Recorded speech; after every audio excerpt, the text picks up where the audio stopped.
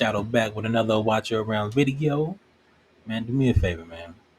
If you haven't yet, hit that like button for me, please. We're on the road to 1,000 subscribers. And how is someone going to get there without you boys helping me get my videos out, man, by showing me some love now? Anyways, let's get into this new character here, man. I'm taking a look back at the new chaotic faction. Let's take a look at Cerberus, okay? He also can be paired with the cultist faction, but looking at his talent, he summons Water of Decay at the location of the enemy with the highest HP at the cost of 20% of max HP every 14 seconds, which will be inflicting 30% AoE damage every second for 6 seconds whenever this hero takes damage. The cooldown is reduced by 2%. This hero cannot be healed or revived by allies, and each death extends the revival time by 30 seconds. Did you boys get that? I'm not sure I did. Let's read that one more time, okay? So summons Water of Decay. Summons Water of Decay at the location of the enemy with the highest HP at the cost of 20% of max HP every 14 seconds, inflicting 30% AoE damage every second for 6 seconds. Whenever this hero takes damage, the cooldown is reduced by 2 seconds. This hero cannot be healed or revived by allies, and each death extends the revival time by 30 seconds. So in reading that, what I believe I'm reading is he's gonna be a beast while he's out, but when he dies, every time he dies, it's gonna add an extra 30 seconds. So if the units already have a base time of about 60 seconds for revival, every time he dies, it's gonna add an extra 30. So the next time you'll be able to call him back out will be at 90 seconds. So an A1 Volca paired with him would definitely help reduce that. But in return, he is inflicting 30% AoE damage every second for 6 seconds. That's crazy. Okay, anyway, let's get into reading the rest of his kit. His basic attack, when deployed, immediately deals 200% AoE damage to surrounding enemies and then creates water decay beneath the hero's feet, which is dealing 40% AoE damage to multiple enemy units per second. This effect lasts permanently. Okay, and at max skill ups, you get an extra 246, you get an extra 10%, which isn't bad. Taking a look at his ultimate here, as you can see, that's going to be the water decay underneath his feet there. During the ultimate, increases damage by 70% and slows the target hit by 50% with each attack for 15 seconds. So that's a long slow.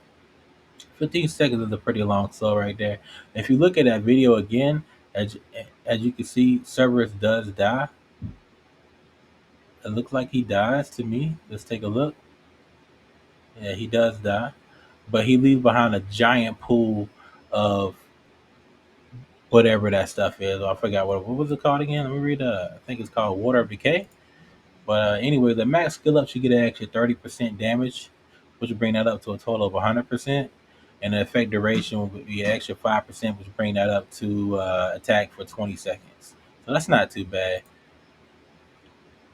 Taking a look at his passive, upon death, he generates a ground effect area underneath him, which is what we just saw in his ultimate, dealing 100% AoE damage per second for 12 seconds. Max skill up, you get an extra 40% damage, and you get an extra 8% duration on the ground effect for a total of 20 seconds and a total of 140% damage. So it sounds to me like this guy is meant to die a few times, but in return, he's going to be dealing some decent damage. Um, Taking a look at his other passive, first time of deployment cost is -6. Okay. First time deployment cost is -6. All ally mages cost is -1 upon first death. Trigger of this hero can only be triggered one time for all ally mages. And then through skill ups, you get a bit more first time deployment cost reduction down. That's not bad. And after the first ever reduced requirement, so you can get that to an extra of 2 for the mages. Taking a look at his passive here, his arena passes, um, his cost is reduced by 2. So it's not the 5 like the rest of his fighters, which will bring his cost in for arena to 15 because it's already a base of 17. Taking a look at his hero details at max stacks, it's still just that one attack range. But he has very, very, very high attack right here for a fighter, which isn't bad. Taking a look at his awakenings really fast. Within 10 seconds of deployment, all ground effect areas will slow enemies in range. It's not bad. Extra 5% attack. When HP drops below 50%, double the damage dealt by the ground effect area per second. Okay, so I'm Awakening 3, I can start to see I'm doing a bit more damage for sure.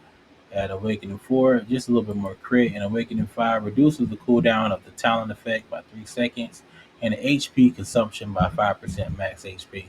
So, I mean, overall, he seems like a decent unit. I'm not sure how they play with him. I don't have him. I never tried him.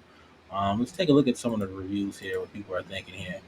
So, I mean, by looking at the reviews, man, he seemed like a pretty solid fighter, man. He might be pretty good, man.